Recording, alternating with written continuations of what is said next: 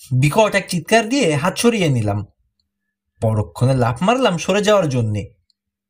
পায়ের নিচে পড়লো মুসার মশালের ডালটা। ডাল সামলাতে পারলাম না, উল্টে পড়ে গেলাম ধুলো ভর্তি মেঝেতে।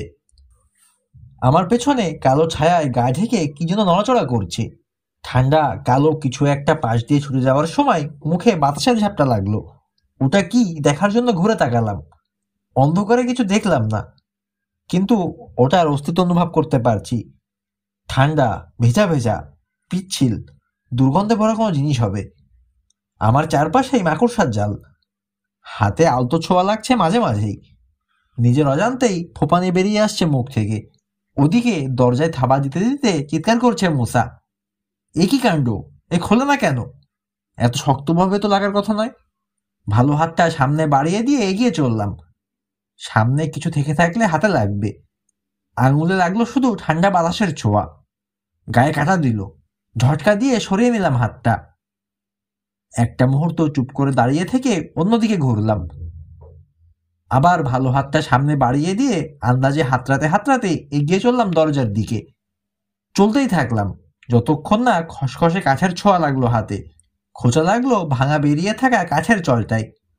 মুসা! ডাকতে গিয়ে কেঁপে উঠল গলা। ঠান্ডা জিনিসটা সে যাই হোক, সেটা যেন ঘিরে রেখেছে আমাকে। চুলে লেগে যাওয়া মাকড়সার জাল ওড়াচ্ছে। থাবা দিয়ে ঠেলে ধাক্কিয়ে ওটাকে সরানোর চেষ্টা করলাম। কোনো মতেই না পেরে নিচু হয়ে মেঝে থেকে খাবলা দিয়ে মাটি তুলে নিয়ে ছুঁড়ে মারলাম আন্দাজে। আবার ডাক দিলাম মুসার নাম ধরে। আবার মনে পড়লো আমার ভুল করে কিভাবে মুসার হাত ভেবে ঠান্ডা জিনিসটায় হাত দিয়ে ফেলেছিলাম আমি। কিন্তু এখন দরজা ধাক্কাচ্ছে যে, সে যদি মুসা না হয়ে ওই জিনিসটা হয়। অন্ধকারে ভেসে এলো একটা পরিচিত কণ্ঠ। আমি আছি এখানে রবিন, চুপ করে দাঁড়িয়ে থাকো, আমি দরজা খোলার চেষ্টা করছি। ও কি সত্যিই মুসা? কণ্ঠটা তো মুসার মতোই লাগছে, কিন্তু কেমন দম আটকানো, উচ্চকিত, ঠিক স্বাভাবিক মনে হচ্ছে না। কি জানি, হয়তো উত্তেজনা আর ভীতির কারণেও এমন বদলে গিয়ে থাকতে পারে। হঠাৎ করে যেমন লেগে গিয়েছিল, তেমনি হঠাৎ করেই ঝটকা দিয়ে খুলে গেল দরজা। দাঁড়িয়ে থাকতে না পেরে শক্ত মাটিতে ততক্ষণে বসে পড়েছি আমি। থরথর করে কাঁপছে সারা গা, দাঁতে দাঁতে বাড়ি খাচ্ছে। বন্যার পানির মতো এসে যেন গলাঘরের মধ্যে ঝাঁপিয়ে পড়লো দিনের আলো। পাল্লায় প্রতিফলিত হয়ে আলো গিয়ে মুসার মুখে পড়ে অদ্ভুত করে তুললো চেহারাটা। মুখ, মাথা, ধুলো আর মাকড়সার জালে পুরো মাখামাখি হয়ে গিয়েছে। আমার নিজের চেহারাটা দেখতে কেমন হয়েছে ওর দিকে তাকিয়েই বুঝে গেলাম। দরজার বাইরে দাঁড়িয়ে ভুরু কুঁচকে আমাদের দিকে তাকিয়ে রয়েছে কিশোর। তাকানোর ভঙ্গি দেখে মনে হলো যেন দুজনেই আমরা পাগল হয়ে গিয়েছি। কি ব্যাপার, কাজকর্ম বাদ দিয়ে এখানে কি করছো তোমরা? জিজ্ঞেস করলো সে। পেছন ফিরে তাকানোর সাহস নেই আমার। ছুটে বেরিয়ে গেলাম গোলা ঘর থেকে। কোনো দিকে না তাকিয়ে মুসা আর কিশোরের পাশ কাটিয়ে সোজা ঘরের দিকে দৌড় দিলাম। ঘরের কাছে পৌঁছার আগে থামলামও না। লাফ দিয়ে বারান্দায় উঠে ছুটে ঢুকে পড়লাম ভেতরে। দড়াম করে লাগিয়ে দিলাম দরজাটা। জোরে জোরে হাঁপাতে লাগলাম। তবে মনে হলো আর কোনো চিন্তা নেই, এখানে আমি নিরাপদ। মুসা, তোমরা কি করছিলে ওখানে? বাথরুমে হাত মুখ ধুচ্ছি আমি। কিশোর আর মুসাকে কথা বলতে শুনলাম আমার কাছ থেকে সামান্য দূরে, হলের শেষ মাথায়, রান্নাঘরের মুখে। ও কিছু না, জবাব দিল মুসা। বাতাসে বন্ধ হয়ে গেল দরজাটা। বহু চেষ্টা করেও খুলতে পারছিলাম না, আমরা আটকে পড়েছিলাম। দরজা আটকানো? কি করে আটকায়? আমি যখন ঠেলা দিলাম আর একটু জোরে দিলে কবজা হয়তো ভেঙেই পড়ে যেত। তাহলে আর কি? হাসার চেষ্টা করলো মুসা। অদ্ভুত শোনালো হাসিটা। ভূতে আটকে ফেলেছিল? নইলে এত শক্ত হয়ে আটকাবে কেন? কিংবা এমনও হতে পারে দরজায় ঠেলা না দিয়ে দরজা ভেবে দেড়ে ঠেলা মারছিলাম হয়তো। মুসা, সত্যি করে বলো তো কি হয়েছে? রবিন আর তুমি এমন করে বেরোলে যেন মনে হলো তোমাদেরকে ভূত তাড়া করেছিল। তুমি তো এমনিতেই ভূতের ভয়ে কাবু থাকো, কিন্তু এখন রবিনও তোমার মতোই করছে। হাতটা ভেঙে গিয়ে মনের দুঃখে কি ওর মাথাটাই গরম হয়ে গেল? না, এর জন্য কিছু একটা করা দরকার। কি করবে? বুঝতে পারছি না। মনে হচ্ছে বাক্সগুলোর ওভাবে ছড়িয়ে থাকাটাও ছাপ ফেলেছে তোমাদের মনে। মেঝেতে বাক্স ছড়ানো, বুটের দাগ। ওই দাগ দেখেই তো গলা ঘরে ঢুকছিলাম আমরা। এতক্ষণে যেন মনে পড়লো মোসার। হুম, চিন্তিত ভঙ্গিতে বলল কিশোর। কল্পনায় ওকে নিচের ঠোঁটে ঘন ঘন চিমটি কাটতে দেখলাম। যে শেরিফের সঙ্গে কথা বলতে হবে, কোনো দুষ্টু ছেলের শয়তানিও হতে পারে। আমাদেরকে এখানে নতুন দেখে বড়দের জুতো পরে এসে আমাদেরকে ভয় দেখানোর চেষ্টা করছে। ওকে খুঁজে বের করে থামানো দরকার, নইলে এরকম শয়তানিও করতেই থাকবে।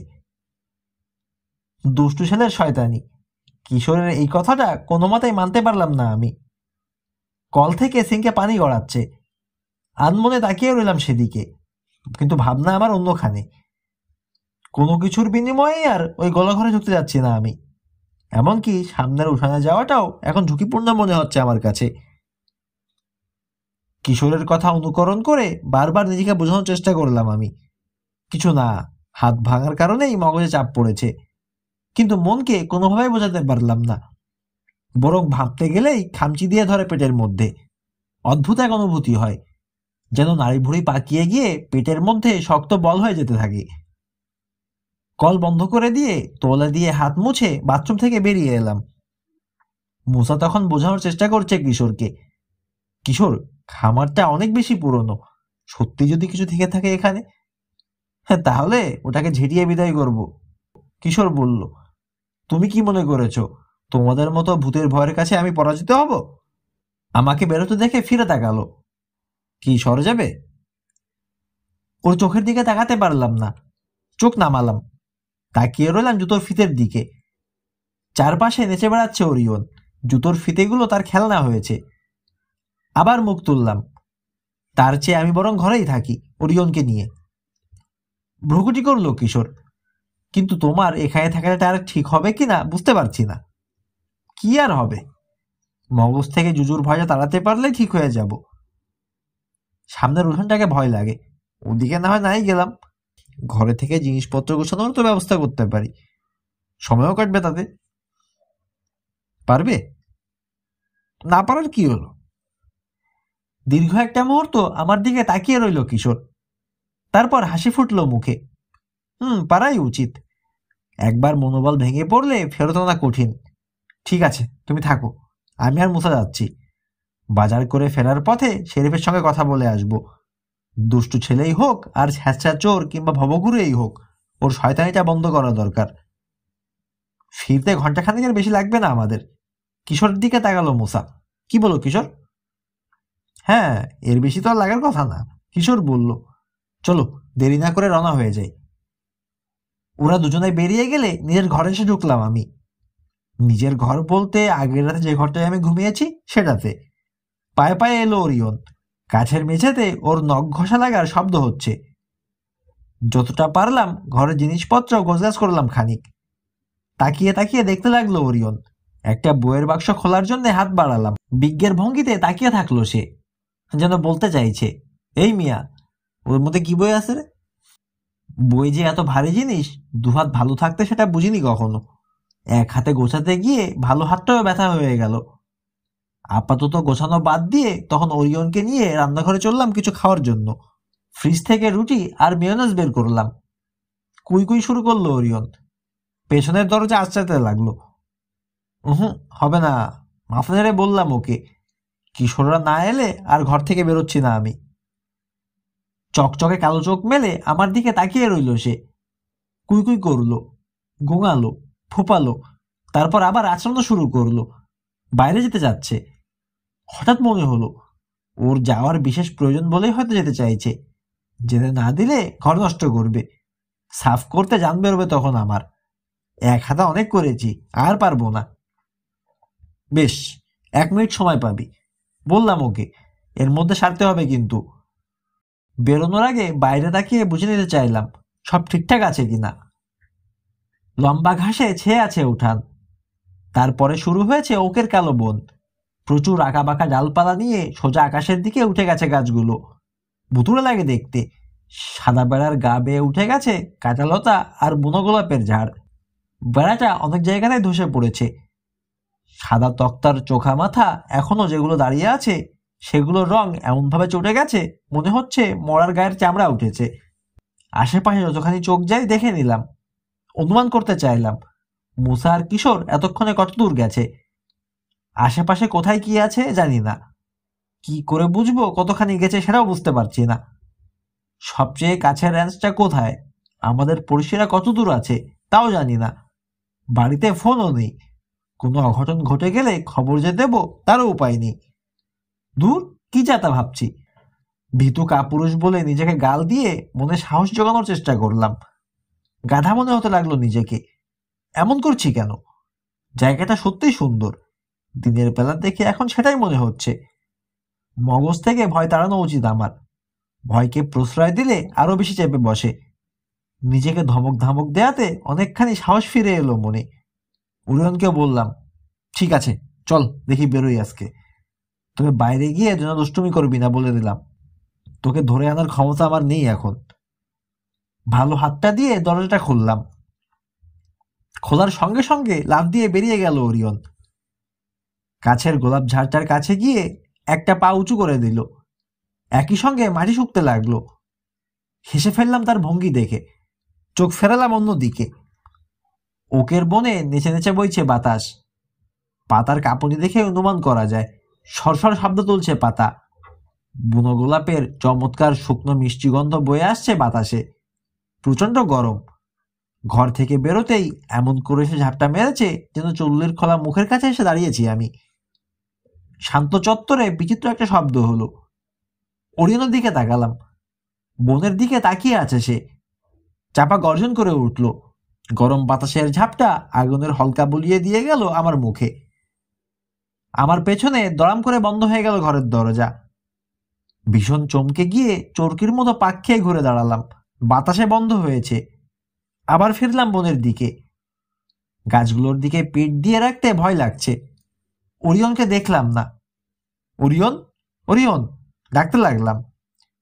কানে এলো ওর উত্তেজিত চিৎকার। ওক গাছগুলোর নিচের লম্বা ঘাস নড়তে লাগলো এমন করে যেন কাউকে ঝাঁকাচ্ছে ওটা ধরে। পলকের জন্য দেখলাম ওরিয়নকে। ঘাসের মধ্য থেকে ছুটে বেরিয়ে ঢুকে পড়লো বনের ভেতরে। ওরিয়ন, চিৎকার করে ডাকলাম। না, ভুল হয়ে গেছে, শিকল পরিয়ে আনা উচিত ছিল। চত্বর ধরে হাঁটতে শুরু করলাম। পায়ের পাতায় বাড়ি মারছে শক্ত লম্বা ঘাস। চোখা মাথার খোঁচাও লাগছে সামান্য। বাচ্চাটা বেশি দূরে যায়নি। ওর উত্তেজিত হাঁকডাক কানে আসছে। হঠাৎ থেমে গেল ওর ডাকাডাকি। ঘাবড়ে গেলাম। দৌড় দিলাম বনের দিকে। পায়ের চাপে মচমচ করে চূর্ণ হচ্ছে শুকনো পাতা। ওরিয়নকে দেখতে পেলাম না। থেমে গিয়ে এদিক ওদিক তাকাতে লাগলাম। পাতার ফাঁক দিয়ে মাটিতে এসে পড়া রোদের আলো নাচছে। পাতার নড়াচড়ার কারণেই আলোগুলোকে ওরকম লাগছে। মেরুদণ্ডে শিহরণ বয়ে গেল আমার। সেই অনুভূতিটা ফেরত এসেছে আবার। সেই আড়ালে থেকে কারো নজর রাখার অনুভূতি। আমার পেছনে ঝোপের মধ্যে নড়ে উঠল কেউ যেন। ওরিয়নের চেয়ে অনেক বড় কোনো কিছু। ঘাড়ের রোম খাড়া হয়ে গেল আমার। আমার দিকে কেউ যে তাকিয়ে রয়েছে কোনো সন্দেহ রইল না আর। ষষ্ঠ ইন্দ্রিয় যেন ঘন্টা বাজিয়ে জানান দিতে লাগলো সেই কথা। আচমকা ঝাঁকি দিয়ে পাক খেয়ে ঘুরে গেলাম সেদিকে। ছোট্ট একটা চিৎকার বেরিয়ে এলো আমার মুখ দিয়ে। নিজের অজান্তেই পিছিয়ে গেলাম এক পা, ছায়ার মতো ওকে বেরিয়ে আসতে দেখে। দোমড়ানো একটা কাউবয় হ্যাটের নিচ থেকে বেরিয়ে আছে লম্বা লম্বা চুল, চোখ দুটো ঘন নীল। পরনে কাউবয় পোশাক, বুট, জিন্স, পশমি শার্ট। ছেলেদের পোশাকে দেখতে খারাপ লাগছে না ওকে। স্থির দৃষ্টিতে আমার দিকে তাকিয়ে রয়েছে, হাসি নেই মুখে। ওর ভঙ্গি দেখে মনে হচ্ছে যেন ভুল জায়গায় ঢুকে পড়েছি আমি। ওরিয়ন ওর হাতে। ছটফট করে মুচড়ে নেমে যাওয়ার চেষ্টা করছে। মেয়েটার বয়স 12-13 বছরের বেশি হবে না। দুহাতে সামনে বাড়িয়ে ধরলো ওরিয়নকে। এই বাচ্চাটা তোমার? হ্যাঁ। এগিয়ে গেলাম। এত বেশি ছটফট করছে ওরিয়ন, নেয়ার সময় আরেকটু হলেই আমার হাত থেকে ছুটে পড়ে যাচ্ছিল মাটিতে। আমার ভাঙা হাতের স্লিংয়ের দিকে দীর্ঘ একটা মুহূর্ত তাকিয়ে রইল মেয়েটা। তারপর কেড়ে নেওয়ার মতো করে আবার আমার হাত থেকে নিয়ে নিল ওরিয়নকে। ধরে রাখারও তো সাধ্য নেই তোমার। যেভাবে ছেড়ে রেখেছিল তখন, কয়টার খাবার হতে দেরি হবে না। বুকের কাঁপুনি কমে আসছে আমার, তবে মুখের রক্ত সরেনি।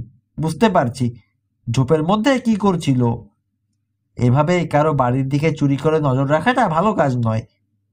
আমাকে এভাবে ভয় দেখানোটাও পছন্দ করতে পারছি না আমি। ঠোঁটে ঠোঁট চেপে ওর দিকে তাকিয়ে রইলাম। তুমি আমাদের উপর নজর রাখছিলে কেন? রাগ লাগছে আমার। ওরিয়নের মাথা চাপড়ায় আদর করছিল সে। আমার কথা শুনে থেমে গেল।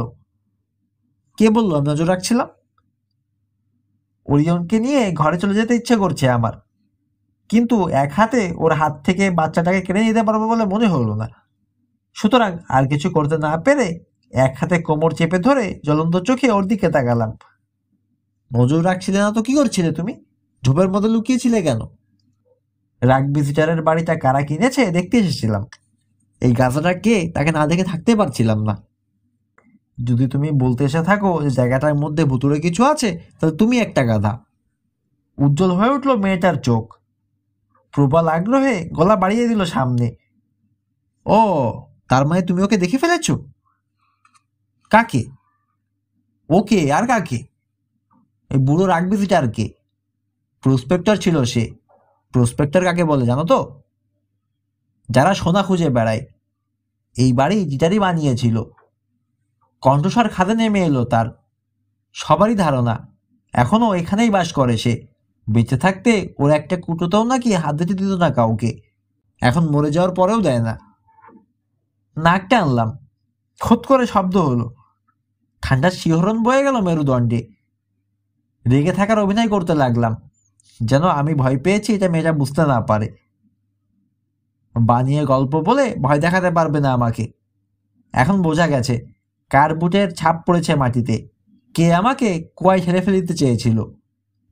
আমাকে কুয়ায় ঠেলে ফেলে দিতে চেয়েছিল কে? তুমি? না, আমি না। তোমার কথা কে বিশ্বাস করবে? একটু আগে তো তুমি আমার উপর নজর রাখছিলে। নিশ্চয়ই আরো কোনো শয়তানের মতলব বেঁচেছো তুমি। হুম, কোনো শয়তানই নেই আমার মনে। আমি শুধু দেখতে এসেছিলাম এই বাড়িটা কে কিনেছে। অঘটন যদি কেউ ঘটিয়েই থাকে, ঘটিয়েছে ওই বুড়ো জিটার। একটা গল্প শোনাতে পারি তোমাকে, যেটা এ বাড়িতেই ঘটেছিল। দরকার নেই, তুমি নিজের অপরাধ ঢাকতে চাইছো। আমি তোমার কোনো কথা শুনবো না। ওরিয়নকে আমার হাতে গুজে দিয়ে বলল সে, পস্তাবে বুঝলে, পস্তাবে। জিটারের বাড়িতে থাকতে এসেছো তো, টের পাবে। মাথায় যদি সামান্যতম ঘিলেও থাকে, হাত নেড়ে ওকে থামিয়ে দিলাম। আরে তোমার বঞ্চিতে রাখো তো। কি করব কি না করবো সেটা কি তোমার কাছ থেকে শুনে করতে হবে নাকি আমার? তোমার ভঙ্গি দেখে মনে হচ্ছে মস্ত কোনো ওঝা তুমি, ভূত তাড়ানোর ওস্তাদ। ছটফট করতে থাকা ওরিয়নকে সামলাতে বেগ পেতে হচ্ছে আমার। স্লিংয়ে ঝোলানো হাতটাতে ওকে বসানোর চেষ্টা করলাম, সেটা আরো বেশি কঠিন হলো। তুমি কেন এসব কথা বলতে এসেছো আমাকে আমি খুব বুঝতে পারছি। তোমার কথা শুনে বোকার মতো কিছু করে বসি আমি, যাতে মজা পেয়ে হাসতে পারো, তাই না? চোয়াল শক্ত হয়ে গেল মেয়েটার। রাগত চোখে আমার দিকে তাকালো। বুড়ো জিটারকে কেউ কোনোদিন কাবু করতে পারেনি, বরং যারা চেষ্টা করতে গেছে খেসারত দিয়েছে ভালো মতো। মাটিতে নামার জন্যে পাগল হয়ে গেল ওরিয়ন। ওকে থামানোর চেষ্টা করেও পারলাম না। আমার হাত থেকে আবার ওকে নিয়ে গেল মেয়েটা। নিলে কেন? আমার কুকুর তো আমিই রাখতে পারতাম।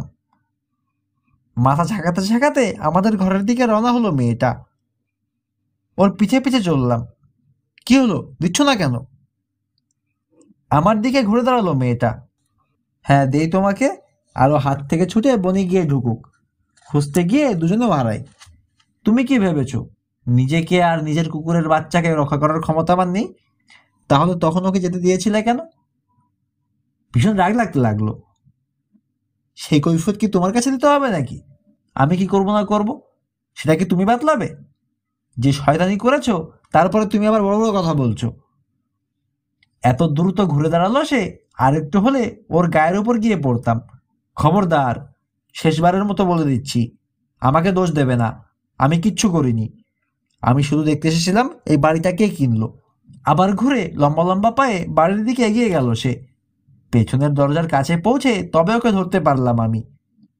দরজা খুলে ওরিয়নকে ভেতরে রাখলো সে। দরজা লাগিয়ে দিয়ে ঘুরে দাঁড়ালো আমার দিকে, দুই হাত প্যান্টের পকেটে। একটা শুকনো ধন্যবাদ তো অন্তত দিতে পারতো তুমি। ধন্যবাদ, আমি বললাম। ধন্যবাদটা শুকনোর চেয়েও খারাপ।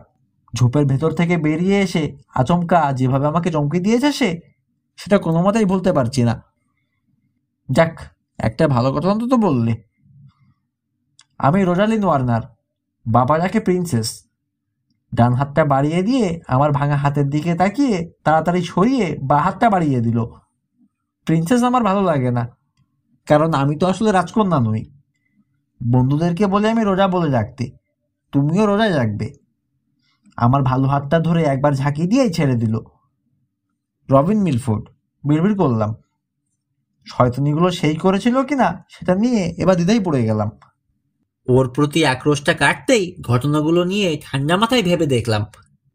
তার আচরণে মনে হচ্ছে না পেছন থেকে চুপি চুপি এসে কাউকে ধাক্কা দিয়ে কুয়ার মধ্যে ফেলে দেওয়ার মতো দুষ্টবুদ্ধি মাথায় গজাবে। অতটা খারাপ মেয়ে সে নয়। দরজাটা কি বাইরে থেকে সেই বন্ধ করেছে? সম্ভব নয়। এর জন্য যে শক্তি দরকার অতটা বড় সে হয়নি এখনো। আর যদি দরজাটা আটকে দিয়ে চেপে ধরে রাখতো তাহলেও মুসার সঙ্গে পারতো না। মুসা সেটা খুলে ফেলতোই। বুটের ছাপের ব্যাপারটাও রয়েছে, অনেক বড় ছাপ। বড় মানুষের তো বটেই, সবচেয়ে বড় মাপের। ওর পা অনেক ছোট, তারপরে আছে গোলঘরের মধ্যে আমার হাত চেপে ধরার প্রশ্ন। মুসার হাত ভেবে ভুল করে ঠান্ডা যে হাতটা আমি চেপে ধরেছিলাম ওটা কার হাত ছিল? ভাবতেই হাতের রোমগুলোর গোড়ায় এক ধরনের শীর্ষানি শুরু হয়ে গেল আমার। এই জিটার নাকি বুড়ো বললে যেন, সে কি করতো? প্রশ্নটা এমনভাবে করলাম যেন কথার কথা। ব্যাপারটা নিয়ে আমি মোটো মাথা ঘামাচ্ছি না। হ্যাটটা পেছন দিকে ঠেলে সরালো রোজা। তার মানে তুমি এই জায়গা সম্পর্কে কিছুই জানো না? না, রাগটা এখনো থাকলে হয়তো বলতাম জানি না, জানার ইচ্ছাও নেই। কিন্তু রাগ চলে গেছে। কৌতূহল এখন কেটলিতে ফুটন্ত কফির পানির মতো টকবক করে ফুটছে আমার মাথার ভেতরে। মাথাটা একপাশে কাত করে তীক্ষ্ণ দৃষ্টিতে ওর মুখের দিকে তাকালাম। বানিয়ে বলবে না কিন্তু, বুঝেছ? আকাশের দিকে তাকালো সে, মনে মনে কিছু হিসাব করছে যেন। তারপর বসে পড়লো সিঁড়ির ধাপে। শহরে যে কাউকে জিজ্ঞেস করো একই কথা বলবে, যত বয়স্কই হোক। বলবে যতদূর মনে পড়ে জিটারের বাড়িতে কাউকে বাস করতে দেখিনি আমি। কেউ বাস করতে পারে না জিটারের বাড়িতে। এই জিটারের বাড়ি করছো কেন? এখন আর এটা তার বাড়ি নয়। রাশেদ পাশা নামে এক ভদ্রলোক কাউন্টি অফিস থেকে কিনে নিয়েছেন। নাক দিয়ে খোঁতখোঁত শব্দ করলো সে। তার মানে সেই ভদ্রলোককে ঠকানো হয়েছে। বুড়ো জিটারের কথা তাকে কেউ বলেনি নিশ্চয়ই।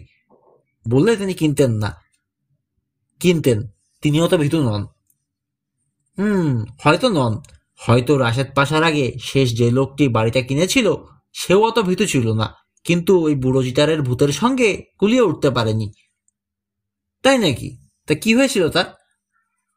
তার আগে তুমি আরেকটা কথা জবাব দাও তো, এই শহরটা সম্পর্কে তুমি কতটুকু জানো? এ শহর মানে? স্বর্ণদ্বার? স্বর্ণদ্বার মানে? হো, এটা একটা বাংলা শব্দ। গোল্ডেন ডোরের বাংলা অনুবাদ করে শহরের নাম দিয়েছে কিশোর। যাই হোক, শহরের কোন দিকটা সম্পর্কে জিজ্ঞেস করছো তুমি? এই যে এখানকার উদ্ভট কাণ্ড কারখানাগুলোর ব্যাপারে?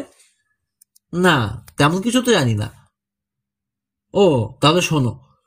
শহরটাতে ভূতের রাজত্ব ছিল এক সময়। রাজ্যের যত ভূত প্রেত দৈত্যদানব সব নাকি বাস করতো এখানে। দিনের বেলাতেও তাদের অত্যাচার কমতো না। ভূতের বেলায় যে কথাটা প্রচলিত আছে, ভূতেরা বেরোয় রাতের বেলা, সূর্য ডোবার পরে। সূর্য ওঠার আগ মুহূর্তে ফিরে যায় যার যার ডেরায়। তো এই কথাটা এখানে কিন্তু অচল। ভয় বেশি আমাদের মতো কিশোর বয়সীদের। এদের ওপরই ওগুলো নজর থাকতো বেশি। কি করতো ওরা?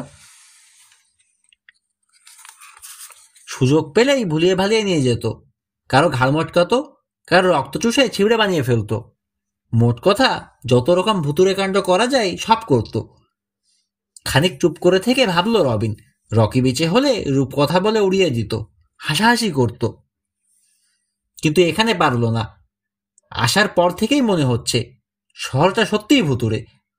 এখানে সব সম্ভব। তা এখন সেই সব ভূতপ্রেত গেল কোথায়? যায়নি, আছে, তবে আগের চেয়ে কমেছে। ওরা এখন শুধু নিজের জগতেই উৎপাতটা করে, এই যেমন এই বাড়িটাতে করছে। তোমার কথা বুঝলাম না। মায়াপথের নাম শুনেছ? মাথা নাড়লাম। না।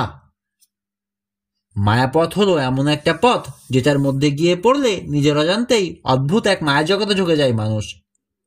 পথটা কখন কোথায় থাকবে কেউ জানে না। তার মানে তুমি বলতে চাইছো যে মায়া জগতে ঢুকে গেছি আমরা এখন? জানি না, তবে ঢুকে গিয়ে থাকলে অবাক হব না।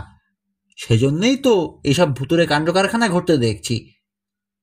একটা মুহূর্ত চুপ করে থেকে বলল রোরা, লোকে বলে পুরো গোল্ডেন ডোর শহরটা একটা মায়াপথ। এর যে কোনো জায়গা থেকে মায়া জগতে ঢুকে যেতে পারো তুমি। এত বেশি ভূত প্রেত দৈত্যদানব হয়তো এজন্যই এখানে। চুপ করে ভাবতে লাগলাম আমি। অন্য সময় হলে রোজার কথা শুনে হাসতাম আমি, কিন্তু এখন পারলাম না। মনে হলো ও সত্যিই বলছে। পৃথিবীতে তো কত কিছুই ঘটে, কটার ব্যাখ্যা দিতে পারে মানুষ? জিজ্ঞেস করলাম, শেষবার যে লোক বাড়িটা কিনেছিল তার কি হয়েছে? সে কবেকার কথা? যখনকার কথা তখনকার বয়সী কোনো লোক এখন বেঁচে নেই গোল্ডেন ডোর সিটিতে। তবে সবাই জানে গল্পটা। সেই লোক নাকি চ্যালেঞ্জ করে এসেছিল ব্রুজডারের ভূতকে সে তাড়িয়েই ছাড়বে। একটা রাত মাত্র থেকেছিল, তার পরদিনই সকালে উঠে সেই যে ভাগলো আর আসেনি। শোনা গেছে সে নাকি আর আমেরিকাতেই থাকেনি। যাওয়ার সময় নাকি বলে গেছে বাড়িটার ত্রিসীমানায় যাতে কেউ না আসে। তারপর থেকেই বাড়িটা খালি পড়েছিল। বিক্রি হবে এই বিজ্ঞাপনটা বহুদিন থেকেই ঝুলেছে। মাঝে সাঝে দাম কম শুনে কেউ কেউ দেখতেও এসেছে, কিন্তু কেনেনি। রাশেদ পাশা কি না দেখে কিনেছেন? জুতোর ডগা দিয়ে মাটি খোঁচালো রবিন। না, না দেখে কেনার মানুষ তিনি নন, দেখেই কিনেছেন। পছন্দ হয়েছে, তাছাড়া দাম কম, তাই কিনে ফেলেছেন। তিনি ভুল করেছেন। নাক দিয়ে আবার খোঁতখোঁত শব্দ করলো ওটা। বাড়িটা বিক্রির দায়িত্ব যে লোকের উপর, সে নাকি একবার থাকতে এসেছিল। ফিরে গিয়ে তার অভিজ্ঞতার কথা বলেছে। এখানে ঢোকার পর থেকেই নাকি তার মনে হয়েছে আড়াল থেকে কেউ চোখ রাখছে তার উপর। বাড়িতে ঢোকার সময় সামনের দরজাটা খুলতে নাকি খুব বেগ পেতে হয়েছে। তারপর এমন সব কাণ্ড কারখানা শুরু হয়েছিল রাতের বেলা। একা একা এখন কবরস্থানে থাকতেও রাজি আছে সে, কিন্তু এ বাড়িতে নয়। আমার দিকে তাকিয়ে দম নিল রোজা, তারপর বলল, জোয়ান বয়সে আমার দাদু নাকি বাজি ধরে তার কয়েকজন বন্ধুকে নিয়ে এখানে থাকতে এসেছিল। রাতে ভয়তে তো মরেই যাচ্ছিল একজন। এক রাতেই সব চুল পেকে গিয়েছিল সেই লোকটার। এরপর থেকে অন্ধকারকে এতই ভয় পেত সে, কোনোদিন আর নিজের ঘরেও আলো না জ্বেলে ঘুমাতে পারেনি। কাজ ঝাঁকালো রবিন। কিন্তু আমরা তো এক রাত কাটিয়ে দিলাম এখানে, কারোরই তো চুল পেকে সাদা হলো না। তোমার সঙ্গে আর কে কে এসেছেন? তোমার বাবা মা? মাথা নাড়ল রবিন। না, আমার দুই বন্ধু। একজনের নাম কিশোর পাশা, সে রাশেদ পাশার ভাতিজা। আরেকজন মোসা আমান। ওরা বাজারে গেছে, আমি বাড়ি পাহারা দিতে রয়ে গেছি। ও, উরুতে কোনোই রেখে হাতের তালুতে থুতনি রাখলো রোডা। তোমাদের চুল যে কেন সাদা হলো না বুঝলাম না। তবে বাড়িটা যে ভীতিকর এটা তো স্বীকার করবে। তুমি যে অকারণে আমার উপর খাওয়াখাপিটা করলে, তার কারণ হচ্ছে তোমার স্নায়ু উত্তেজিত হয়েছিল। আর উত্তেজিত হওয়ার কারণ হচ্ছে ভয়ঙ্কর কিছু ঘটেছে। না বললে আমি বিশ্বাস করব না। এখন সত্যি কথাটা বলো তো, কি বুড়োকে দেখেছ? না দেখলে তো নিশ্চয়ই অন্য কিছু দেখেছ। ভুতুরে লাগেনি? ভ্রুকুটি করলাম ওর দিকে তাকিয়ে। কেন, ওর গল্প শুনে কি হবে? তোমার বন্ধুদেরকে বলে চমকে দেবে? মাথা থেকে হ্যাটটা খুলে নিল সে, কপালের উপর ধরে রোদ আড়াল করল। থাক, না বললে নেই। শোনারও তো আগ্রহ নেই আমার। এ বাড়ি সম্পর্কে বহুত কেচ্ছা শুনেছি। তোমাকে একটা কথা আগাম বলে দিতে পারি, দ্বিতীয় রাতের পর আর এখানে টিকতে পারবে না, যদি বেঁচে থেকে রাতটা পার করতে পারো। রোরা, তুমি আমাদেরকে চেনো না। দ্বিতীয় রাতটাও আমরা এখানেই কাটাবো, এবং তারপর দিনও থাকবো। প্রয়োজনে ভূতকে আমরা তাড়িয়েই ছাড়বো। ভূত আমাদের তাড়াতে পারবে না, কথাটা লিখে নিতে পারো। খুব আত্মবিশ্বাস মনে হচ্ছে। হ্যাঁ, এরকম বিপদে আমরা আগেও পড়েছি।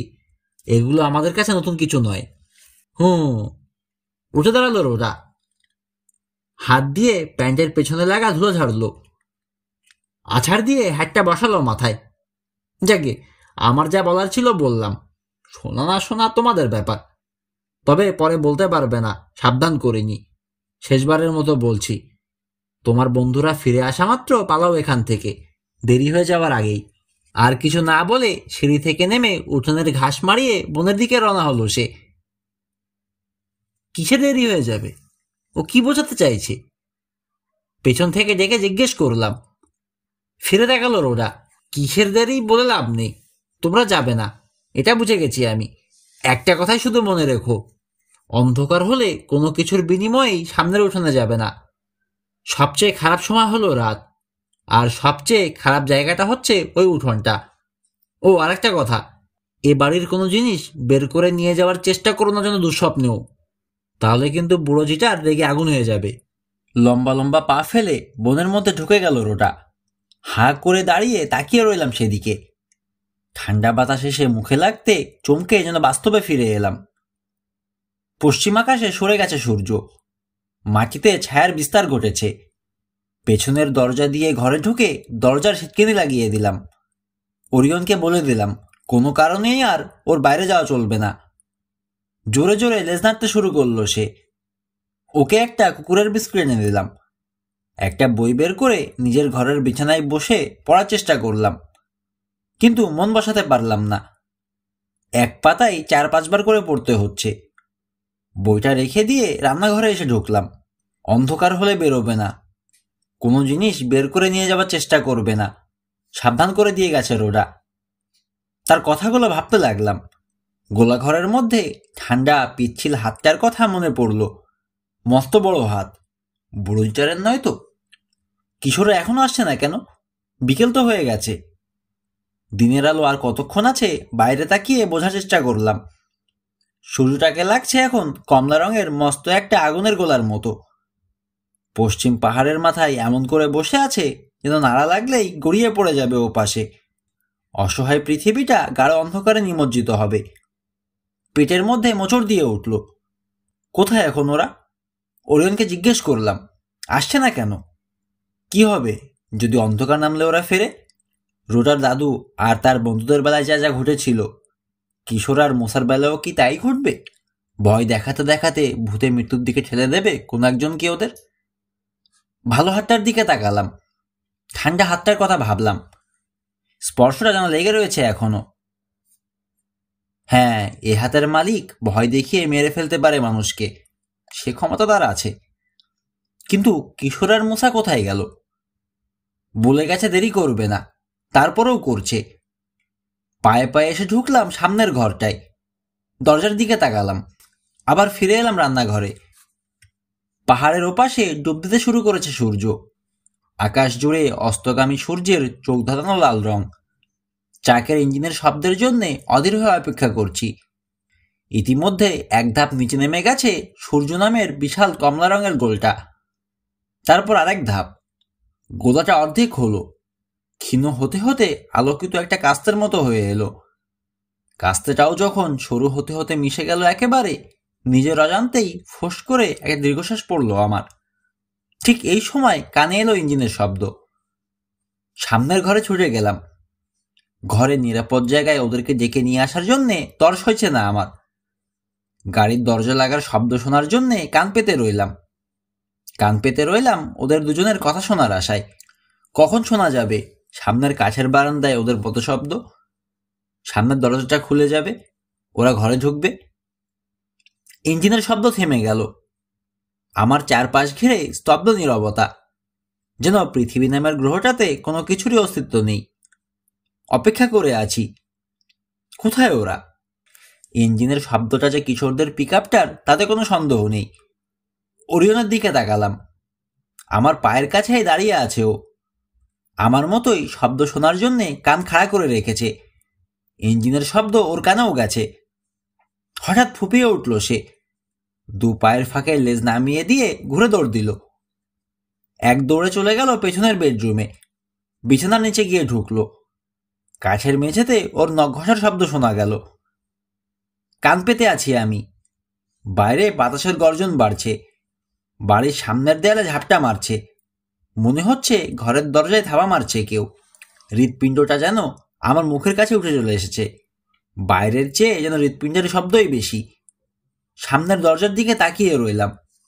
কে থাবা দিচ্ছে? কিশোর? মুসা? চাবির কথা কি ভুলে গেছে ওরা? কিন্তু ভোলার তো কথা নয়। দরজার তালা চাবি রয়েছে গাড়ির চাবির সঙ্গেই। কোনো কারণে তালা খুলতে না পারলে সেটা জানাচ্ছে না কেন আমাকে? দরজায় থাবা দেয়া বন্ধ হলো। ভারী পদশব্দ দরজার কাছ থেকে সরে যেতে শুরু করলো কাঠের বারান্দা ধরে। ঢোক গিলে ভয় তাড়ানোর চেষ্টা করলাম। সামনের দরজার দিকে পলক্ষীন তাকিয়ে থাকতে থাকতে চোখে পানি এসে গেল। বারান্দার শেষ মাথায় চলে গেছে পদশব্দ। ফিরে আসতে শুরু করলো আবার। প্রতিটি পদক্ষেপের সঙ্গে সঙ্গে মচমচ করে উঠছে তক্তা। সামনের দরজার কাছে এসে থামলো আবার পদশব্দ। জিভ দিয়ে ঠোঁট ভেজালাম। কিশোর আর মোসার নাম ধরে ডাকতে ইচ্ছে করছে, সাহস পেলাম না। যদি ওরা না হয়। মড়মড় করে উঠল দরজা। আমার চোখের সামনে ভেতরের দিকে বাঁকা হয়ে যেতে শুরু করলো তক্তা, ঠেলা খেয়ে। এমনভাবে বেঁকে যাচ্ছে যেন পাতলা কাগজ। প্রচণ্ড শক্তিতে ওপাশ থেকে ঠেলছে কেউ। বুকের গভীর থেকে তীক্ষ্ণ চিৎকার উঠে আসতে শুরু করলো আমার। কিন্তু ঘাড় আর গলার পেশি শক্ত হয়ে যাওয়ার কারণে ঠিকমতো বেরোতে পারল না। ফোপানি বেরোলো শুধু, দম গেল আটকে। ধীরে ধীরে একটু একটু করে ছাড়তে আরম্ভ করলাম। ভয় পেলে কুকুর যেভাবে হাঁপায়। আচমকা ঝাঁকি দিয়ে সোজা হয়ে গেল আবার দরজাটা। চালু হলো পদশব্দ। স্বাভাবিক পায়ের শব্দের সঙ্গে এই শব্দটার তফাৎ হলো, সাধারণ শব্দ যতই দূরে সরে যাক ততই কমে আসে, কিন্তু এটা একরকমই থেকে যাচ্ছে। চারপাশে তাকালাম। কি করব? কিশোর আর মোসা বাইরে রয়েছে, কোনো সন্দেহ নেই। ওরা কি বিপদে পড়ল নাকি? আমার সাহায্য কি ওদের প্রয়োজন? ভাবনাটা মাথায় আসতে না আসতেই বাইরে থেকে মৃদু গঙানি শোনা গেল। কিশোর! ডাক দিয়ে সামনে ছুটে গেলাম। জবাব এলো না। হা করে বাতাস গিলছি, যেন পানিতে ডুবে রয়েছি। সামনের দরজার কাছে গিয়ে দাঁড়ালাম। তাকিয়ে রইলাম পিতলের নবটার দিকে। চেপে ধরো, মোচড় দাও, নিজেকে আদেশ দিলাম। কিশোররা বিপদে পড়ে থাকলে আমার কিছু করা উচিত। যা থাকে কপালে ভেবে ভালো হাতটা বাড়িয়ে চেপে ধরলাম নব। মোচড় দিয়েই টান মেরে খুলে ফেললাম দরজা। ঠান্ডা বাতাসের প্রবল ঝাপটা এসে লাগলো নাকে মুখে। কপালের চুলগুলোকে এনে বাড়ি দিয়ে ফেললো মুখের উপর। চোখ আর নাকের ফুটায় বালি ঢুকে গেল। চাপা গঙানিটা কানে এলো আবার। কার গঙানি? কিশোর না মোসার? এটা বুঝতে পারলাম না। শুনে মনে হচ্ছে আমার মতো হাত ভেঙে ফেলেছে। জোর করে পা বাড়ালাম। নেমে এলাম উঠানে। চাঁদের আলো সাদা কালো নকশা তৈরি করেছে। অবাস্তব লাগছে, স্বপ্নের মতো। স্বপ্নটা দুঃস্বপ্ন। আকাশের রং গাঢ় বেগুনি। তারাগুলোকে লাগছে ভাঙা কাঁচের টুকরোর মতো। বাড়ির চারপাশ ঘিরে থাকা ওকের বনটা যেন আকাশের ছেঁড়া কিনারা। উঠানের মাঝখানে পিকআপটা চুপচাপ বসে আছে। কালো অন্ধকারের মাঝে বড় বিমর্ষ আর ক্ষুদ্র। এই পরিবেশে নিজেকে আমার আরো অনেক বেশি ক্ষুদ্র লাগছে। যাক, আমার ধারণা একটা ঠিক হয়েছে। গাড়ির ইঞ্জিনের শব্দ ঠিকই শুনেছি, আর সেটা ইয়ার্ডের পিকআপ ট্রাকের ইঞ্জিন। ভালো লাগলো তাতে। কিশোররা কাছাকাছিই আছে, কিন্তু কোথায়? ঢোক গিললাম শুকনো গলা ভিজানোর জন্যে। কিশোর, মুসা? কেউ জবাব দিল না।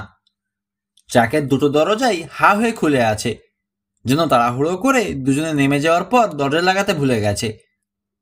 কোথায় তোমরা? চিৎকার করে ডাকতে গেলাম, কিন্তু জোরালো হলো না। খড়খড় করে উঠল শব্দটা। গোলা ঘরে আটকা পড়েনি তো আমার আর মুসার মতো? তাতে ভালো যেমন বোধ করলাম, খারাপও লাগলো। ভালোটা এই জন্যে, দরজা লেগে গেলেও বাইরে থেকে সহজেই খুলতে পারবো, কিশোর যেমন খুলেছিল। আর খারাপটা লাগলো, বিপজ্জনক উঠানের উপর দিয়ে অনেকখানি পথ হেঁটে যেতে হবে আমাকে। বৃষ্টি থেকে মাথা বাঁচানোর ভঙ্গিতে মাথা নিচু করে ট্র্যাক্টর দিকে দৌড়ে গেলাম। ভালো করে আগে দেখা দরকার ভেতরে আছে কিনা। না, নেই ভেতরে। খুঁজে হাত দিয়ে দেখলাম, গরম। দৃষ্টি তীক্ষ্ণ করে গোলাঘরের দিকে তাকালাম। দরজা লাগানো, এখান থেকেও বোঝা যাচ্ছে।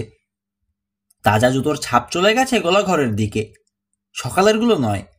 বাড়িটার দিকে একবার ফিরে তাকিয়েই গোলাঘরের দিকে রওনা দিলাম।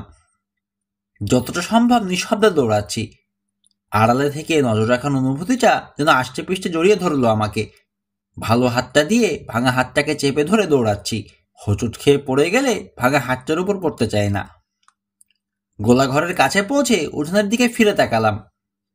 মূল বাড়িটা এখান থেকে বহু দূরে। নজর রাখার অনুভূতিটা বাড়ল।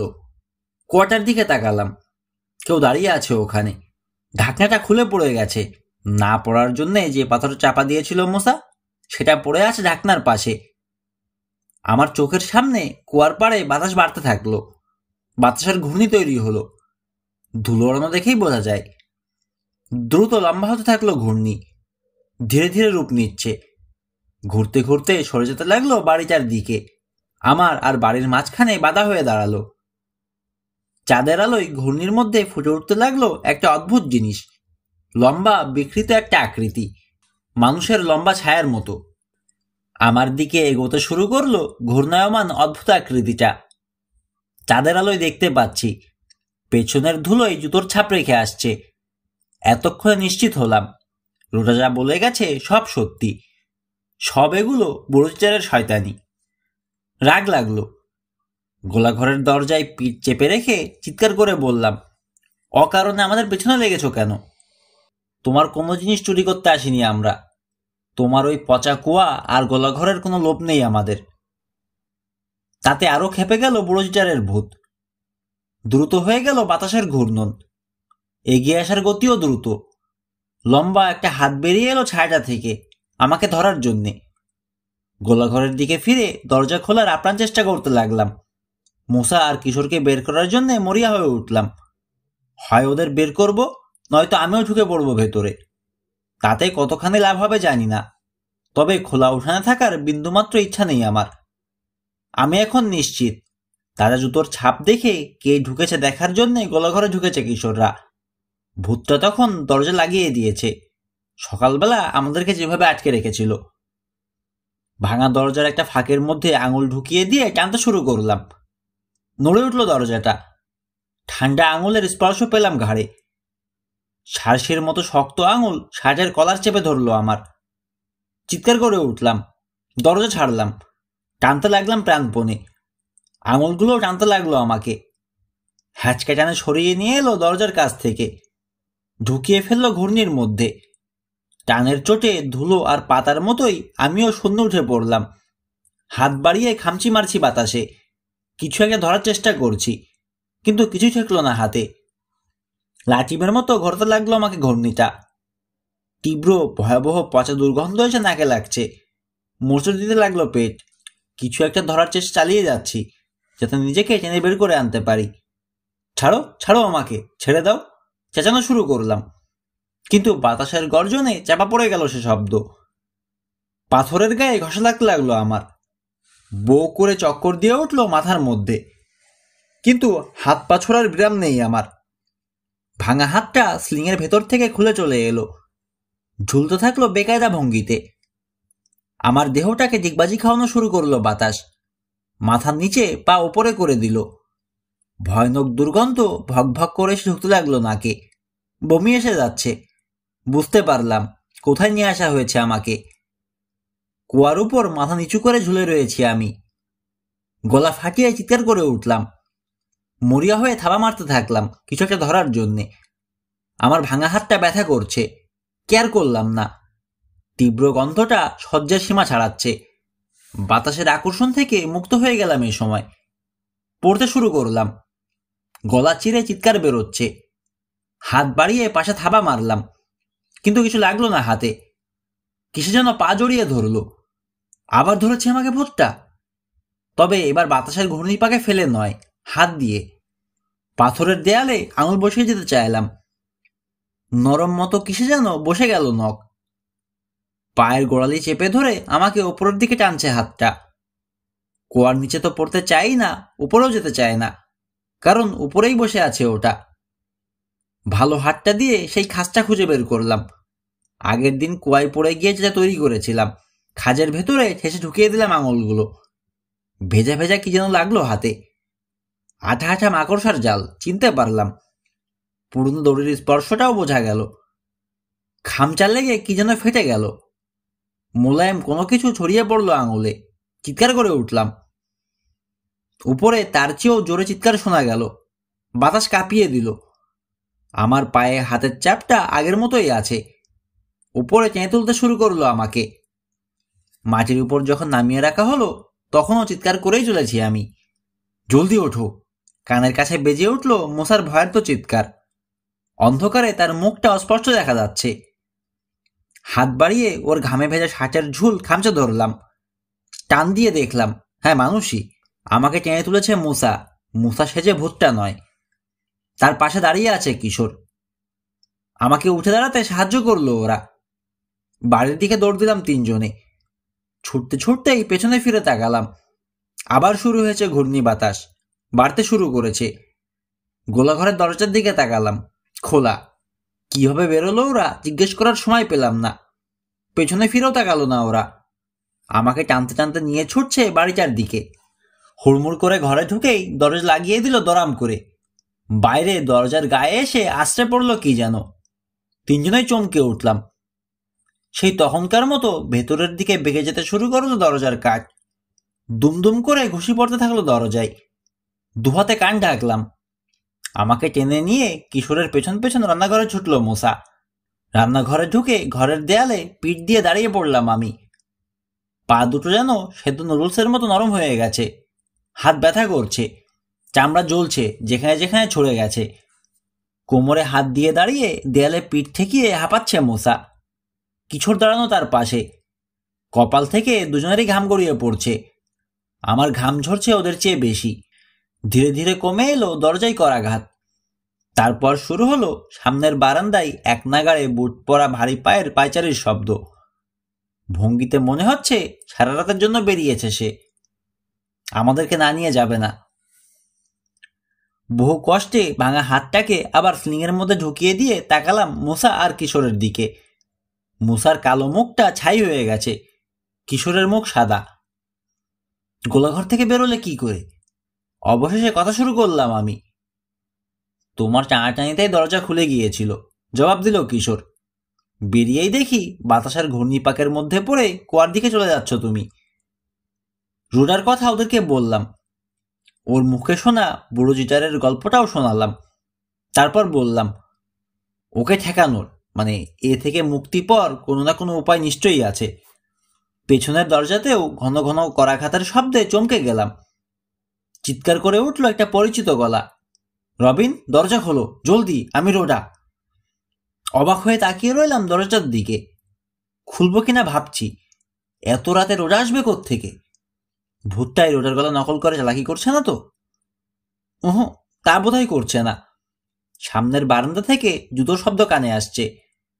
রবিন খোলো, কোকিয়ে উঠল রোডা। বাইরে থাকলে আমাকে মেরে ফেলবে ওটা। আমার হাত ভাঙা। তাড়াতাড়ি গিয়ে দরজা খুলে দিল কিশোর। হুড়মুড় করে ভেতরে ঢুকলো রোডা। ঢুকেই দরজা লাগিয়ে দিল। মুখ ফ্যাকাশে, জোরে জোরে হাঁপাচ্ছে। অবাক হয়ে ওর দিকে তাকিয়ে রইলাম। তুমি এত রাতে কোত্থেকে এলে? ধপাস করে মেঝেতেই বসে পড়ল রোডা। তখন তো বাড়ি চলে গেলাম, কিন্তু গিয়ে আর থাকতে পারলাম না। কেবলই মনে হতে থাকলো তোমাদের সঙ্গে থাকলে হয়তো বুড়োজারের দেখা পাওয়া যাবে। কতদিন দাদুর মুখের গল্প শুনেছি। সত্যি তোমার সাহস আছে রোডা, কিশোর বলল। পরিচয় করে নাও। ওর নাম কিশোর, আরও মুসা। হাই বলে মুসার দিকে ডান হাতটা বাড়িয়ে দিল রোডা। তারপর কিশোরের দিকে। একটা সত্যি কথা বলবো? আমি বললাম, তুমি আসাতে অনেক খুশি হয়েছি জানো তা? কেন? ভুরু কোচকাল রোডা। কারণ আমাদের মধ্যে তুমিই একমাত্র জিটার বিশেষজ্ঞ। হাসতে চাইলাম, কিন্তু শুকনো ঠোঁটের জন্যে ছড়াতে পারলো না হাসিটা। সকাল পর্যন্ত এভাবে এখানে বসে থাকতে হবে নাকি আমাদের? উত্তেজনা কমে আসার পর পরিস্থিতিটা অনুধাবন করতে পারছে মোসা। চোখে মুখে আতঙ্ক ফুটছে এখন তার। কিশোরের দিকে তাকালাম। কিশোর, কি করা যায়? রোডার দিকে তাকালো কিশোর। বুড়ো জিটার সম্পর্কে যা যা জানো তুমি সব খুলে বলো তো আমাকে। কোনো কথা বাদ দেবে না। ওর কোনো দুর্বলতা থেকে থাকলে সেটাও আমাকে বলো, আর সেটাকে কাজে লাগিয়েই বাঁচতে হবে আমাদের। রবিনকে যা যা বলেছি আমি, শুনেছ সব? মাথা ঝাঁকালো কিশোর। শুনেছি। নতুন করে তো আর কিছু বলার নেই, রোডা বলল। এই বাড়িতে এই উপদ্রবটা চলছে 100 বছরেরও বেশি সময় ধরে। এখনো এখানে কেন পড়ে আছে বুড়োটা কেউ জানে না সেটা। সোনা খুঁজে পেয়েছিল সে, তাই না? হতে পারে সেই সোনার টুকরোগুলো আশেপাশেই কোথাও লুকিয়ে রেখেছে সে, সেগুলোই পাহারা দিচ্ছে এখন। আমার তা মনে হয় না, রোডা বলল। এই অঞ্চলের সোনা পাওয়ার বড় বড় ঘটনাগুলো সব ঘটেছে 1849 সালে। জিটার এসেছে তারও 20 বছর পরে। মরমর করে উঠল সামনের দরজা, নিজের অজান্তেই দম আটকে এলো আমার। আবার শুরু হলো বারান্দায় পায়চারির শব্দ। কণ্ঠস্বর খাদে নামিয়ে কিশোর বলল, কিন্তু সোনা তো সে ঠিকই পেয়েছিল, তাই না? হ্যাঁ, সোনার গুঁড়ো প্রচুর। লোকে বলে বস্তা বস্তা সোনার গুঁড়ো বিক্রি করে এ জায়গাটা কিনেছিল সে, র্যাঞ্চ বানিয়েছিল। দাদুর মুখে শুনেছি। ভীষণ বদজাগে ছিল লোকটা। কেউ তার বাড়ির সামনে দিয়ে গেলেও বন্দুক নিয়ে তাদের তাড়া করত সে। ঠেকায় পড়ে রাতে থাকতে চাইলে দূর দূর করে খেলাতো। তারপর একদিন হঠাৎ করেই শহরে যাওয়া বন্ধ হয়ে গেল তার। সোনার গুঁড়ো বিক্রি করাও থেমে গেল। কি হয়েছে দেখার জন্যে কেউ এলো না তার র্যাঞ্চে। দুর্ব্যবহার করে করে সবাইকে রাগিয়ে রেখেছিল সে। কি হয়েছিল তার সে কথা কেউ জানে না। জিটার শহরে যাওয়া বন্ধ করে দেওয়ার কয়েকদিন পর মুদি এলো মাসা জিনিস দিয়ে যেতে। জিটারকে পেল না। বাড়ির সীমানায় ঢুকতেই এক ধরনের ভূতুর অনুভূতি হলো তার। কেউ যেন আড়ালে থেকে তার উপর নজর রাখছে। তাড়াতাড়ি কেটে পড়ল সে। তারপর কেউ কেউ বাড়িতে ঢোকার চেষ্টা করেছে বুড়ো সোনাগুলোর লোভে, কিন্তু ভূতের তাড়া খেয়ে কোনো মতে প্রাণ নিয়ে পালিয়ে বেঁচেছে ওরা। থামল রোডা। বাইরে পদশব্দও থেমে গেল। অবাক হয়ে ভাবলাম, বাইরে থেকে বড়জিটারও কি আমাদের কথা শুনছে নাকি ধরতে পারবে না বুঝে কুয়ায় গিয়ে ঢুকেছে? কুয়ায় পড়ে যায়নি তো? রোডার দিকে তাকিয়ে আচমকা প্রশ্নটা যেন ছুড়ে দিল কিশোর। কাজ ঝাঁকালো রোডা। পড়তেও পারে, কিন্তু এখনো এ বাড়িতে রয়ে গেল কেন এটাই বুঝতে পারছি না। কেউ বাড়ির চৌহদ্দির মধ্যে ঢুকলেই তাকে তাড়া করে কেন? বেঁচে থাকার বদ খাসলত ভূত হয়েও ছাড়তে পারেনি। ঠিক বলেছ, তুড়ি বাজালো কিশোর। প্রশ্নের জবাব পেয়ে গেছে। ওই সোনার গুঁড়ো ওগুলো লুকিয়ে রেখেছে বলছো? লুকিয়ে তো রেখেছেই, পাহারাও দিচ্ছে যক্ষের মতো। বুড়ো জিটারের কি হয়েছিল সেটা বুঝে গেছি আমি। কি হয়েছিল? আগ্রহে সামনে গলা বাড়িয়ে দিল মোসা। আর ওকে ঠেকানোর উপায়ও বের করে ফেলেছি। মোসার কথা যেন শুনতেই পায়নি কিশোর। উত্তেজনায় সোজা হয়ে বসলো সে। গলা কাঁপছে। সোনার গোড়াগুলো কোথায় লুকিয়েছে তাও বলে দিতে পারবো। হঠাৎ করেই আবার থাবা পড়া শুরু হলো দরজায়। এবার মনে হচ্ছে পাল্লা ভাঙারই পরিকল্পনা করেছে জিটার। না ভেঙে আর ক্ষান্ত হবে না। উঠে দাঁড়ালো কিশোর। আমাদের সবার দিকে তাকালো। এক কাজ করতে হবে তোমাদের। কয়েক মিনিটের জন্য ওকে ব্যস্ত রাখতে হবে, পারবে না? উঠে দাঁড়ালো কিশোর। পারবে না? সামনের দরজার দিকে তাকালো মুসা। আবার তাকালো কিশোরের দিকে। ওই ভূতটার সামনে কোনো কিছুর বিনিময়েই যেতে পারবো না আমি। কিন্তু রোডার দুর্দান্ত সাহস। গোল্ডেন ডোর শহরের মেয়ে বলেই বোধহয়। সাহস না থাকলে কি আর বনবাজারের মধ্যে দিয়ে রাত দুপুরে ভূত দেখতে চলে এসেছে? জিজ্ঞেস করলো, কি করতে হবে বলো তো আমাকে? তার পরিকল্পনাটা দ্রুত আমাদেরকে জানিয়ে দিল কিশোর। শুনে উত্তেজিত হয়ে উঠল রোডা। ভয়ঙ্কর পরিকল্পনা তোমার, কিন্তু আমি রাজি। ভূত দেখতে যখন এসেছি, ভূত না দেখে যাব না আজ। যদি ততক্ষণ বেঁচে থাকি আর কি, বিড়বিড় করলো মোসা। পেছনের দরজাটা খুলে বেরিয়ে এলাম চারজনে। কিশোরের হাতে টর্চ, তবে সেটা জানল না সে। বাড়ির কোণ ঘুরে আমাকে নিয়ে রওনা হয়ে গেল কুয়াটার দিকে। বাড়ির অন্য পাশ ঘুরে গোলাঘরের দিকে চলল মোসা আর রোডা। বাড়ির সামনের উঠোনে বেরোনোর কোনাটার কাছে এসে দাঁড়িয়ে গেল কিশোর। আমি গিয়ে ধাক্কা খেলাম তার পিঠে। ভাঙা হাতে ব্যথা লাগলো। দাঁতে দাঁত চেপে সহ্য করে গেলাম। শব্দ করলাম না। তাকিয়ে আছে কিশোর, আমিও তাকিয়ে আছি। বেরোতে সময় নিচ্ছে মোসারা, তবে বেরোলো। বাড়ির অন্য পাশ ঘুরে বেরিয়ে দুজনে ছুটে গেল গোলাঘরের দিকে। ওদেরকে তেড়ে গেল বাতাসের ঘূর্ণি। কিশোরের অনুমান ঠিক। ঘূর্ণিটার মধ্যে মানুষের অবয়ব স্পষ্ট দেখা যাচ্ছে চাঁদের আলোয়। আমার হাত ধরে টান দিল কিশোর। কানের কাছে ফিসফিস করে বলল, এই সুযোগ, চলো। কুয়ার দিকে ছুটলাম আমরা দুজনে। সময় বেশি নেই। মুসা আর রোডাকে মারাত্মক বিপদের মুখে ছেড়ে দেওয়া হয়েছে। ওদের বেঁচে থাকাটা এখন নির্ভর করছে আমাদের উপর, আর সেজন্যে খুব দ্রুত কাজ সারতে হবে এখন আমাদের। শক্ত মাটিতে ধূপধাপ শব্দ হচ্ছে আমার জুতোর। মুখে বাড়ি মারছে বাতাস। চোখ দিয়ে পানি বেরিয়ে যাচ্ছে। কিশোরেরও একই অবস্থা। কিন্তু দৌড় থামালাম না আমরা। কুয়াটা ছাড়া আর কোনো দিকে নজর নেই। ঘূর্ণিবায়ুর গর্জন, রোজার চিৎকার শুনতে পাচ্ছি। ওকে কি ধরে ফেললো নাকি ওটা? নিশ্চয়ই ধরেছে, কিন্তু তাকানোর সময় নেই আমাদের। হাঁপাতে হাঁপাতে এসে কুয়ার দেয়ালে প্রায় হোঁচট খেয়ে দাঁড়ালাম। এতক্ষণে তাকানোর সময় পেলাম। ফিরে তাকিয়ে দেখি রোজাকেই আগে ধরেছে ঘূর্ণিবায়ুটা। মুসা এখনো ছাড়া রয়েছে। রোজার উপরই যেন বেশি আক্রোশ। টানের চোটে শার্ট ছিঁড়ে গেছে ওর। কাউবয় হ্যাটটা তো আগেই গায়েব। গোলাঘরের দরজা ছাড়ছে না সে, প্রাণপণে আঁকড়ে ধরে আছে। কুয়ার দিকে তাকিয়ে দেখি কাজ শুরু করে দিয়েছে কিশোর। কুয়ার মধ্যে টর্চের আলো ফেলে দেখছে।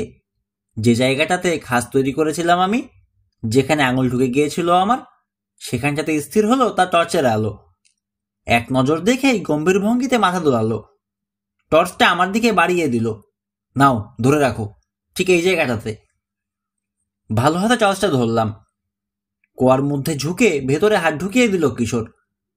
মাকড়সা জালের মধ্যে দড়ির মতো যে জিনিসটা আমার হাতে লেগেছিল, এখন দেখলাম সেটা বস্তার মুখ বাঁধার দড়ি। বস্তার কোনাটা বেরিয়ে আছে, সেটা ধরে টেনে বের করে নিয়ে এলো কিশোর।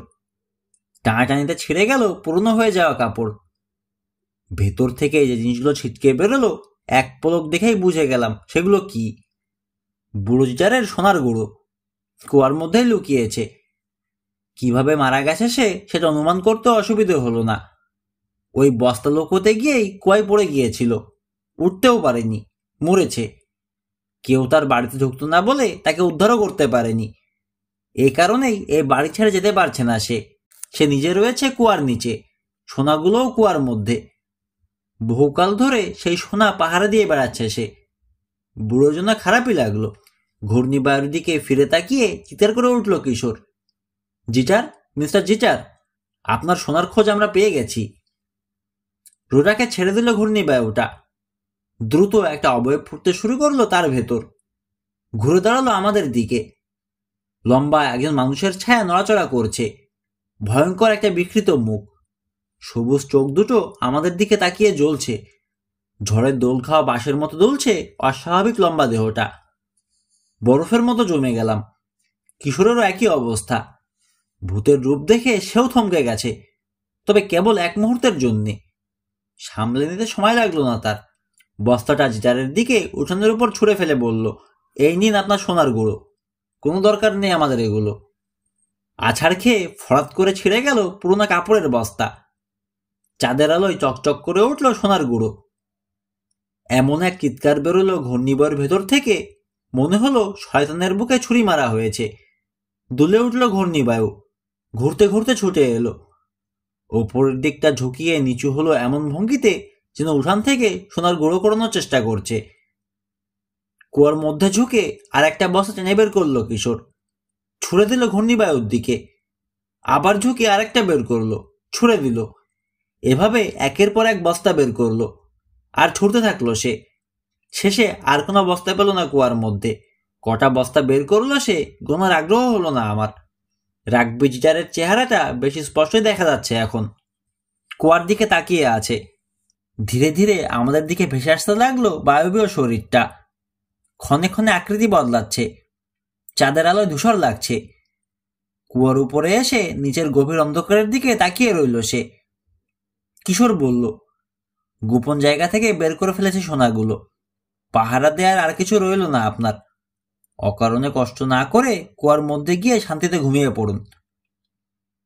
মনে হলো শূন্য ভূতা দৃষ্টি ফুটেছে তার চোখে। ধীরে ধীরে শান্তি নামলো যেন চোখ দুটোতে। অস্থিরতা কেটে গেছে। প্রথমে মুখ, তারপর পুরো দেহটা সোনার গুঁড়োর মতোই ভেঙে চুরমার হয়ে গেল। ধোয়ার লম্বা একটা মোটা রেখার মতো ঢুকে যেতে শুরু করলো কুয়ার মধ্যে। ঠান্ডা বাতাসের প্রবল ঝাপটা লাগতে লাগলো আমাদের গায়ে। ধাক্কা খেয়ে আরেকটু হলেই পড়ে যাচ্ছিলাম কুয়ার মধ্যে। কে যেন খাপ করে আমার হাত চেপে ধরলো। তাকিয়ে দেখি মুসা, রোজাও চলে এসেছে। থেমে গেল সব শব্দ। ঘূর্ণিবায়ু নেই আর। এত চেঁচামেচির পর হঠাৎ করে এই স্তব্ধতা কবরের নীরবতার মতো লাগলো। অনেকক্ষণ আর কিছুই ঘটল না। কুয়া থেকে আর বেরোলো না বুড়ো জিটার। ভারী নিঃশ্বাস ফেললো কিশোর। আর বেরোবে না, চলো যাই। উঠান পেরোনোর সময় বস্তাগুলোর উপর চোখ পড়তে দাঁড়িয়ে গেলাম। নিচু হয়ে একটা বস্তা তুলে নিতে গেলাম আমি। ঘরে নিয়ে গিয়ে সোনার গুঁড়োগুলো ভালো মতো দেখার জন্যে, কিন্তু বাধা দিল কিশোর। থাক, অভিশপ্ত ওই সোনা ছোঁয়ারও দরকার নেই, কালকেই ওগুলো বিদায় করব। সকালে শেরিফের সঙ্গে যোগাযোগ করে ওগুলো দিয়ে দেবো কোনো এতিমখানা কিংবা হাসপাতালে, তাতে নিশ্চয়ই পরপরে শান্তিতে থাকবে বুড়ো জিজারের অতৃপ্ত আত্মা। ঠিক ঠিক, মুসা বলল। আমি ওদের সঙ্গে একমত। ভূতের উৎপাত বন্ধ হওয়ায় উঠানটা এখন দারুণ লাগছে চাঁদের আলোয়। ওকের বনে পেঁচা ডাকলো, সেটাও যেন মধুবর্ষণ করলো কানে। অবাক হয়ে আমাদের দিকে তাকিয়ে রয়েছে রোডা। কি দেখছো জিজ্ঞেস করলাম। তোমাদেরকে দেখছি, আশ্চর্য ছেলে তোমরা, এত টাকার সোনা পেয়েও ছুঁয়ে পর্যন্ত দেখছো না। অন্য যে কেউ পেলে লুকিয়ে ফেলতো নিজে ভোগ করার জন্যে। বুড়ো জিজারের অবস্থা তো তাহলে তার। আমি বললাম, ভোগ না করতে পেরে ভোগান্তি হতো মৃত্যুর পরেও। এই সোনা উদ্ধারে তুমি আমাদের সাহায্য করেছো, কিশোর বলল। 4 ভাগের 1 ভাগ সোনা তোমারও পাও না, ইচ্ছে করলে তুমি নিয়ে যেতে পারো। জোরে জোরে মাথা নাড়ল রোডা। আমাকে লোভী মনে করেছো নাকি তোমরা? আমার ভাগটাও এতিমখানায় দিয়ে দাও, সেটাই ভালো হবে। বরং সকালবেলা উঠে আর একটা কাজ করব, বাবাকে ধরে নিয়ে আসবো কুয়াটা ভরে ফেলার জন্যে।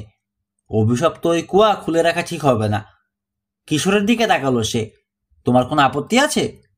মোটেও না, মাথা নাড়ল কিশোর। সানন্দে সবাই মিলে সাহায্য করবো আমরা আঙ্কেলকে। এখন চলো তো, কিছু খাওয়া যাক, অনেক খিদে পেয়েছে। আরে তাই তো, চমকে গেল মোসা। এতক্ষণ না খেয়েছিলাম। বোঝো তাহলে ভোজ জিনিসটা কি, তাহলে খাওয়ার কথা ভুলিয়ে ছাড়ে।